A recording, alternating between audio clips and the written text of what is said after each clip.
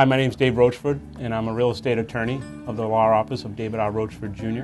My office represents mortgage lenders and buyers and sellers of real estate. You have a house under contract, you've found the property that you like, you've made an offer, your offer has been accepted, and you have it under contract. Now the closing process starts at that point. Basically what the attorney's office does for the lender is they examine the chain of title to the property. They make sure that the seller has good, clear title to convey on to you. If they don't have good, clear title, the attorney's office will work with the seller's attorney or the seller's agent to make sure that they can deliver clean title and deliver a good deed to the new buyer.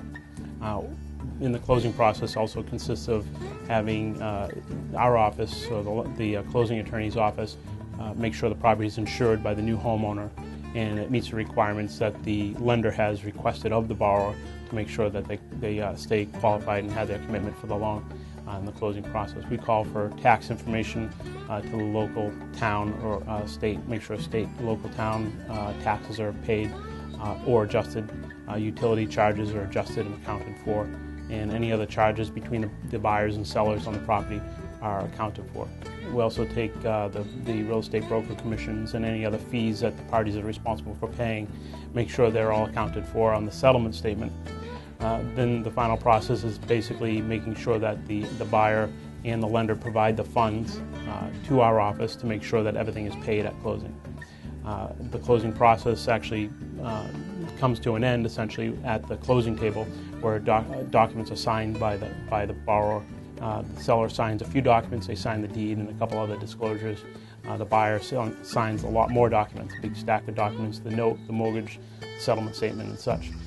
All those documents are signed for a reason. The most important ones are the promise to pay, which is the note, the security instrument for the repayment, which is the mortgage, and then there are disclosures. Every lender has a little bit different form of disclosures and a different amount of disclosures to get signed. But mostly you hear about folks going to a closing and spending hours sitting and signing documents. Well, most of those are fairy tales for the most part. A good closing can be conducted in a reasonably short period of time, 30 to 45 minutes. There is a lot of signing, repeating your name over and over again, signing different documents. But again, the most important ones that you sign at the beginning are the settlement statement, the note, the mortgage, and the truth in lending disclosure statement. Everything after that are pretty much disclosures and nothing to be too concerned about, but there are things that the lender needs executed and acknowledged.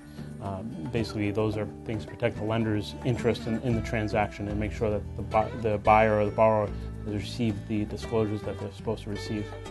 Once all the documents are signed, my office the lender's attorney makes disbursement and pays all the parties. They pay the real estate commission, they pay the taxes to the state, they pay the seller proceeds to the seller, and they put the documents on record at the Registry of Deeds. That's pretty much the closing process in a nutshell.